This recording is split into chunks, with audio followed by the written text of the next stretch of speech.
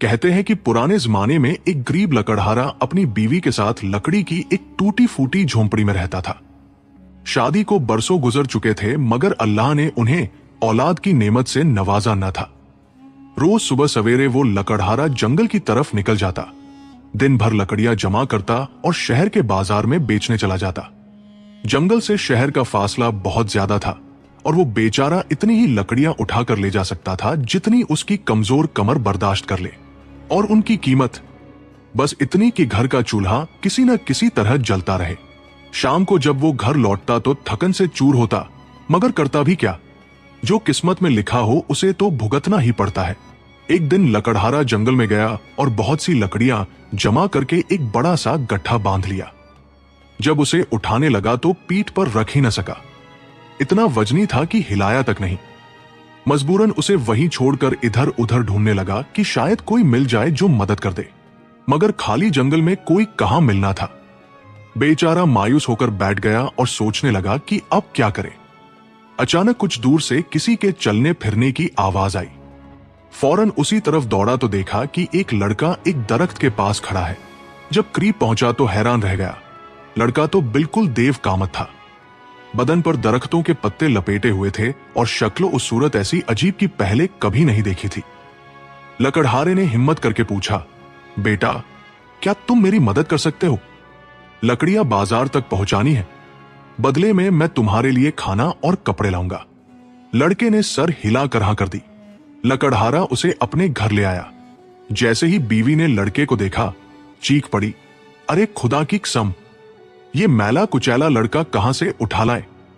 लकड़हारे ने कहा, इसके लिए पानी गर्म करो, नहाने दो, मैं इसके लिए कपड़े ढूंढता हूं।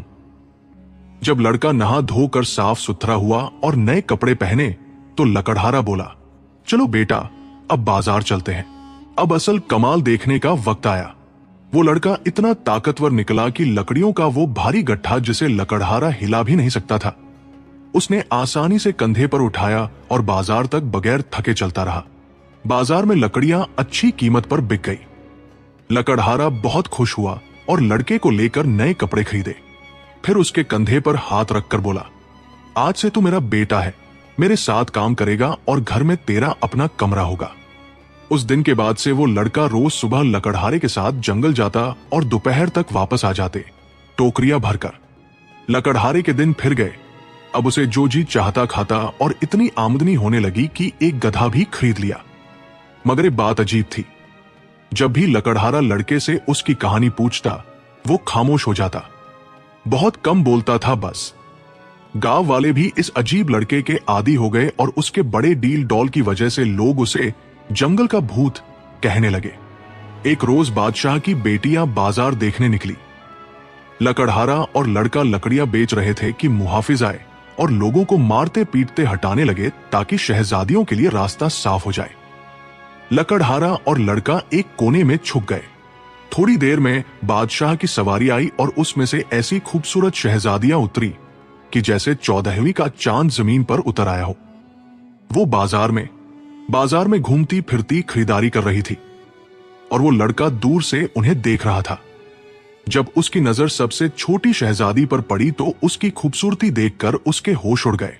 वो अपनी छुपने की जगह से निकला और सीधा शहजादी की तरफ बढ़ने लगा।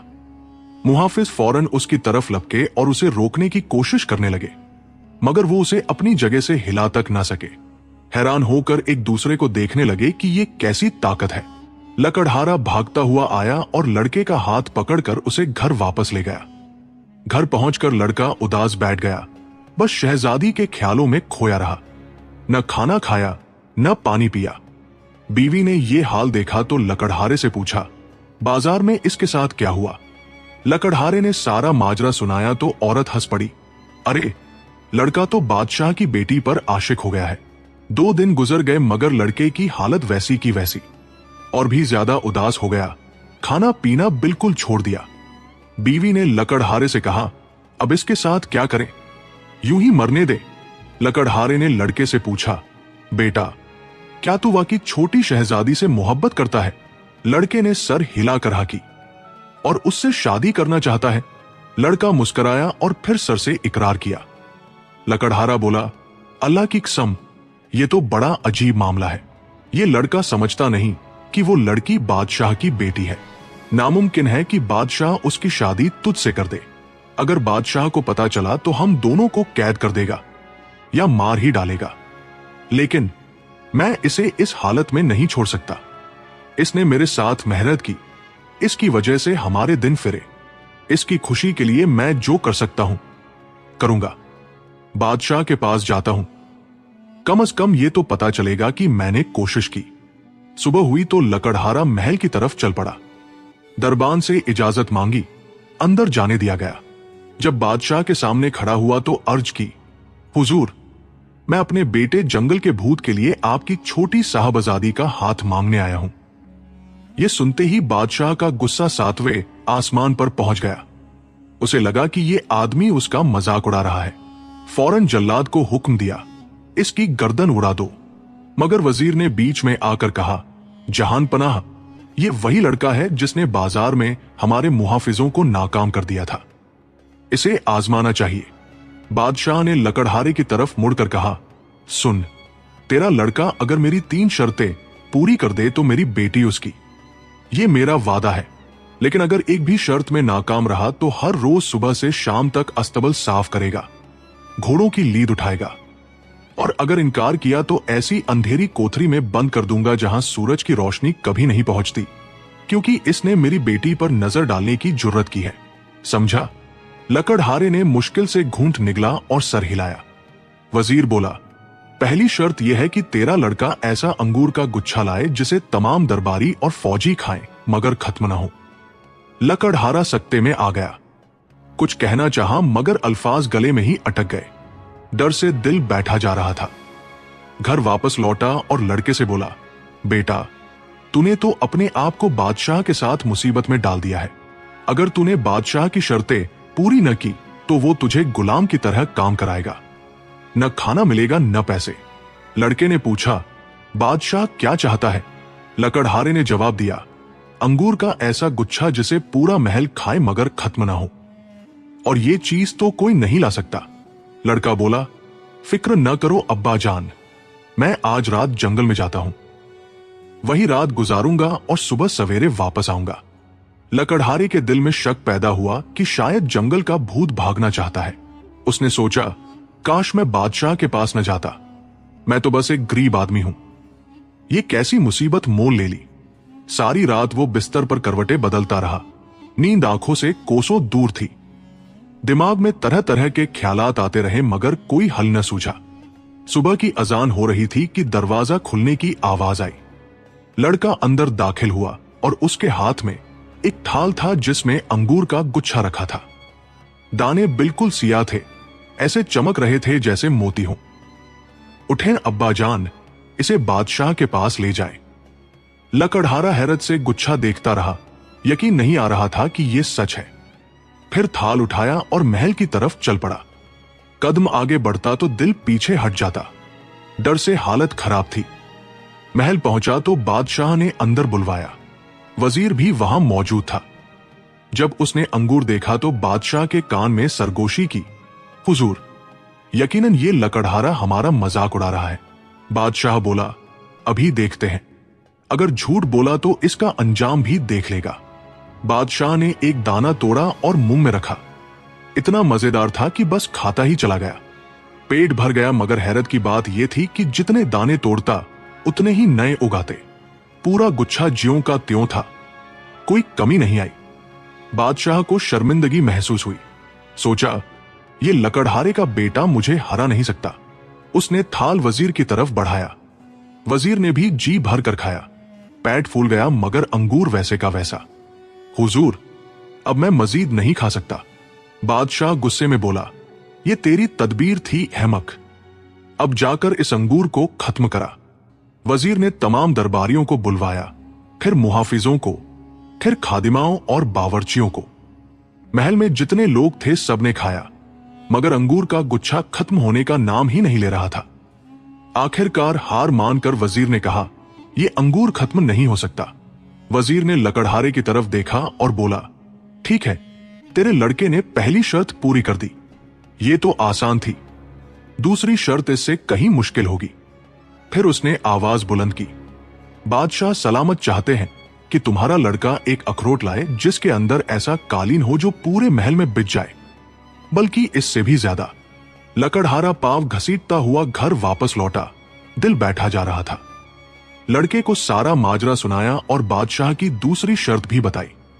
फिर बोला, बेटा अब हम अपना सामान बांधकर यहां से निकल चलते हैं, यही एक रास्ता है, भागने के सिवा कोई चारा नहीं। मगर लड़के ने सर हिलाकर इनकार कर दिया और एक लफ्ज भी बोले बगैर जंगल की तरफ चल दिया। लकड़हारा हैरत से सोचने लगा, यह नालायक वहां क्या करेगा? इस मसले का तो कोई हल ही नहीं, इल्ला ये कि तमाम जिन्नात जमा हो जाए और हजरत सुलेमान अलैहिस्सलाम की अंगूठी ले आए। सुबह हुई तो लड़का वापस आया और साथ में एक अखरोट था। लकड़हारे ने उसे लिया और फिर महल की तरफ रवाना हो गया। बादशाह के सामने अखरोट पेश किया तो उसने उसे 2 टुकड़े कर दिया और बोला, कालीन कहां है? ए आदमी। वजीर मुस्कुराया, अब तो जंगल के भूत की हार हो गई, कल से गुलाम की तरह काम करेगा। मगर लकड़हारे ने अखरोट से ऊन का एक धागा निकाला और खींचने लगा। धागा निकलता गया, लपेटता गया और फिर सुर्ख रंग का एक खूबसूरत कालीन बन गया। पूरा तख्तगाह ढक गया। फिर धागा महल के दूसरे हिस्सों में जाने लगा।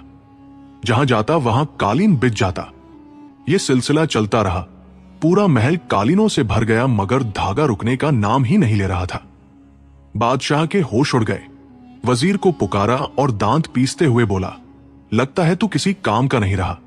अब ऐसी शर्त दे जो नामुमकिन हो, वरना तेरी गर्दन उड़ा दूंगा। समझा? मेरी बेटी इससे शादी नहीं करेगी। कोई भी गरीब आदमी इससे शादी नहीं करेगा, चाहे उसकी शान कुछ भी हो। वजीर कुछ देर सोचता रहा, परेशानी में था। फिर लकड़हारे की तरफ मुड़ा और बोला, तीसरी शर्त यह है, बादशाह सलामत चाहते हैं कि शहजादी के लिए एक ऐसा महल बनाया जाए जो बादशाह के महल से बड़ा हो, पूरे मुल्क में इसकी मिसाल न हो, और सुबह होने से पहले तामीर मुकम्मल हो जाए। लकड़हारा घर पहुंचा, हाथ पांव ठंडे हो रहे थे। लड़के को बादशाह का मुतालबा सुनाया और बोला, बेटा अब कोई चारा नहीं, सुबह तुझे महल जाकर बादशाह के अस्तबल साफ करने होंगे। लड़के ने सर हिलाया, कुछ नहीं बोला। रात को उठा और बादशाह के महल के पास गया। वहां पत्थरों और लकड़ी से एक छोटा सा ढांचा बनाया और फिर जंगल से लाई हुई एक बाल्टी पानी इस पर उंडेल दिया। अचानक मुअज्जा हो गया। वो छोटा सा ढांचा बढ़ने लगा, फैलने लगा। सुबह की पहली किरण निकली तो सामने एक ऐसा शानदार महल खड़ा था जो शहर की तमाम इमारतों से बुलंद था। 10 दरवाजे थे, सोने और चांदी की नक्काशी से मुज़य्यन। हर दीवार पर कीमती पत्थर जड़े हुए, ऐसा लगता था जैसे किसी जन्नत का टुकड़ा जमीन पर उतर आया हो। वजीर ने जब यह नजारा देखा तो खौफ से कांपने लगा। अपनी गर्दन पकड़कर बोला, हाय मेरी किस्मत, आज तो जल्लाद मेरी गर्दन उड़ा देगा। अल्लाह की कसम, पहले दिन से जानता था कि यह लड़का हम सबसे ताकतवर है। लेकिन बादशाह ने जब महल देखा तो गहरी सांस ली और बोला, मैंने लकड़हारे से वादा किया था और मेरी बेटी अब इसके लड़के के लिए हलाल है। फिर ऊंची आवाज में अपनी बेटी को बुलाया, सुनो, लकड़हारे के बेटे ने तुम्हारा हाथ मांगा है और मैंने मंजूर कर लिया है। जंगल का भूत महल में आया। जब शहजादी ने उसे देखा तो उसका दिल बैठ गया। लड़का बहुत बड़ा और भारी था। अजीब ओ गरीब शक्ल थी, पाव इतने बड़े कि देखने वाला डर जाए। शहजादी रोने लगी, अपनी किस्मत पर नौहा करने लगी। बाप ने समझाया, बेटी मैंने इसे वादा दिया था और मैं अपने वादे से पीछे नहीं हट सकता, लेकिन तुम शादी कबूल कर लो, 7 दिन बाद मैं तुम्हें इससे छुड़ा लूंगा। शहजादी ने आंसू पोंछे और बोली, नहीं जानती ये 7 दिन कैसे गुजरेंगे। शाम को एक बुजुर्ग आया और निकाह पढ़ा दिया। लड़के ने शहजादी को गाड़ी पर बिठाया और लकड़हारे के घर ले आया। जब शहजादी कमरे में दाखिल हुई तो सिर्फ एक पुरानी चटाई नजर आई। एक कोने में जाकर बैठ गई, न खाना खाया न पानी पिया, यूं ही रो रो कर सो गई। आधी रात को अचानक एक प्यारी आवाज ने उसे पुकारा। शहजादी ने आंखें खोली तो हैरान रह गई। वो शुतुरमुर्ग के परों वाले नरम बिस्तर पर लेटी थी। ऊपर रेशम की चादर थी और उसके पास एक नौजवान बैठा था, इतना खूबसूरत कि जैसे 14वीं का चांद हो। शहजादी घबरा गई। सोचा कहीं ख्वाब तो नहीं देख रही। उसने नौजवान का हाथ हिलाया और चीखते हुए पूछा, मैं कहां हूं? तुम कौन हो? नौजवान ने इशारे से उसे खामोश होने को कहा और बोला, ये मेरे और तुम्हारे दरमियान का राज है, किसी को नहीं बताना, चाहे कुछ भी हो जाए। मेरा नाम शोलान है, जिन्नों के बादशाह का बेटा हूं। मुझ पर जादू है, दिन को मैं भूत की शक्ल में होता हूं और रात को अपनी असली सूरत में आ जाता हूं। अगर तुमने ये राज किसी को बताया तो आज के बाद मेरा चेहरा कभी नहीं देख पाओगी, समझी? शहजादी खामोश हो गई। दिल में खुशी की लहर दौड़ गई। राज दिल में दफन कर लिया। इधर 7 दिन गुजर गए तो बादशाह लकड़हारे के घर पहुंचा। सोचा कि लड़के पर जादू टोने का इल्जाम लगाकर बेटी को छुड़ा लूंगा, मगर जब अंदर दाखिल हुआ तो जो मंजर देखा उससे दंग रह गया। बेटी खुश थी, मुस्कुरा रही थी, चूल्हे पर खाना पका रही थी। जब बाप को देखा तो दौड़ती हुई आई और कहा, अब्बा जान, हमारे साथ खाना खाएं। यहां सब मुझे बहुत प्यार करते हैं, बहुत अच्छे लोग हैं, मुझे इनसे सिर्फ भलाई मिली है। बादशाह हैरान होकर बोला, क्या तुम वाकई यहां रहना चाहती हो? शहजादी ने जवाब दिया, जी हां अब्बा जान।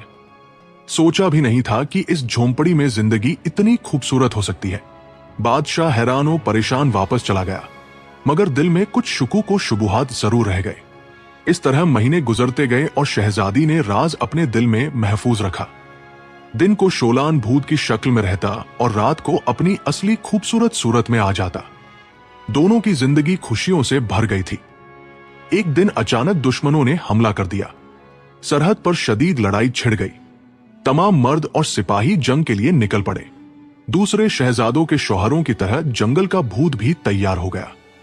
उसने सिपाही का लिबास पहना, खाकी रंग का शानदार लिबास, चेहरे पर नकाब डाला, कमान और तलवार उठाई और बीवी से कहा, मेरे बारे में किसी को कुछ न बताना। और वो बाकी सिपाहियों के साथ मैदान जंग की तरफ रवाना हो गया। शाम को जब औरतें इकट्ठी होती तो अपने शौहरों के बहादुरी के किस्से सुनाती, एक दूसरे से बढ़ चढ़कर फरकती। शहजादी खामोश बैठी सुनती रहती, कुछ कह नहीं सकती थी। बाकी शहजादियां उसका मजाक उड़ाती, हमारे शौहर जंग में जान पर खेल रहे हैं और तुमने तो एक भूत से शादी कर ली जो घर में बैठा रहता है। शहजादी उदास होकर बैठ जाती। दिल में आता कि सबको बता दे कि उसका शौहर भी उनके साथ जंग में गया है, मगर वो खामोश रहती। इधर मैदान जंग में बादशाह दूर से लड़ाई का नजारा कर रहा था। उसने देखा कि एक सिपाही बड़ी बहादुरी से लड़ रहा है, दुश्मनों को भारी नुकसान पहुंचा रहा है। उसकी तलवार जहां चलती, दुश्मन की सफेद तितर बितर हो जाती। आखिरकार जंग खत्म हुई और दुश्मन भाग गया। बादशाह ने पूछगछ की कि वो खाकी लिबास वाला बहादुर सिपाही कौन था, मगर किसी को पता नहीं चला। जब बादशाह घर वापस आया तो बेटी को जंग का सारा हाल सुनाया। खास तौर पर उस खाकी लिबास वाले सिपाही की बहुत तारीफ की। काश वो तेरा शौहर होता इस बदसूरत भूत की जगह। शहजादी की खुशी की कोई इम्तिहान न रही। इतनी खुश हुई कि शोलान की ताकीद भूल गई और चीख कर बोली, खुशखबरी हो अब्बा जान, वो बहादुर सिपाही मेरा शौहर ही था। वो जिन्नों के शहजादों में से है जो कभी हजरत सुलेमान अलैहिस्सलाम की खिदमत में रहते थे, मगर इस पर जादू हो गया जिसकी वजह से आप इसे इस शक्ल में देखते हैं। बादशाह बहुत खुश हुआ। फौरन अपनी बेटी और दरबारियों के साथ लकड़हारे के घर पहुंचा ताकि शहजादे को देखे, मगर जब पहुंचे तो कमरा खाली था। हर जगह तलाश किया, जंगल में गए, शिकारियों से पूछा, मगर शोलान का कोई निशान नहीं मिला, गायब हो गया था। शहजादी रोने लगी, अपने आप को मलामत करने लगी। मैंने ही इसका राज फाश किया, मैं ही इसकी गैर मौजूदगी की जिम्मेदार हूं। अब वो तन्हा बैठी रहती, किसी से बात नहीं करती थी। फिर एक दिन जंगल में गई और उसी जगह बैठ गई जहां शोलान पहली बार लकड़हारे को मिला था। रो रो कर बैठी रही। दिन ढल गया और रात आ गई। अचानक जमीन के नीचे से एक सुरंग खुली और शोलान बाहर आया। तुम यहां क्यों आई हो? शहजादी ने आंसुओं में डूबी आवाज में कहा, महीने गुजर गए तुम्हें ढूंढते ढूंढते शोलान, तुमने मुझे अकेला क्यों छोड़ दिया? शोलान ने हैरत से कहा, तुम ही तो इसकी जिम्मेदार हो, मुझे मेरे हाल पर छोड़ दो, अब हम साथ नहीं रह सकते। मैं जमीन के नीचे छुप कर रहता हूं। अपने चचा से बचने के लिए। तुम्हारा चचा? वो तुमसे क्या चाहता है? शोलान बोला। जब मेरे वालिद का इंतकाल हुआ तो मेरे चचा ने मुझ पर काला जादू कर दिया ताकि मुझसे जान छुड़ाए और बादशाहत पर कब्जा कर ले, मगर अल्लाह ने मेरी मदद की। मेरे गले में एक तावीज है जिसकी वजह से रात को जादू का असर टूट जाता है और मैं भूत नहीं रहता। ये बात मेरा चचा नहीं जानता। दिन में मैं बोल नहीं सकता और मेरी शक्ल बदल जाती है, लेकिन रात को मैं अपनी असली हालत में आ जाता हूं। इसीलिए मैं जिन्नों की साहिरा के पास गया और तुम्हारे बाप की 3 नामुमकिन शर्तें पूरी की। और अपने चचा की वजह से मैंने तुम्हें ताकीद की थी कि राज मत बताना, वरना बात पूरे मुल्क में फैल जाएगी और वो शरीर मुझे ढूंढ निकालेगा। अब मेरी जान खतरे में है, इसलिए मैं इस पुरानी सुरंग में छुप गया हूं ताकि उसे मेरी जगह का पता न चले। यकीनन वो अब मुझे ढूंढ रहा होगा।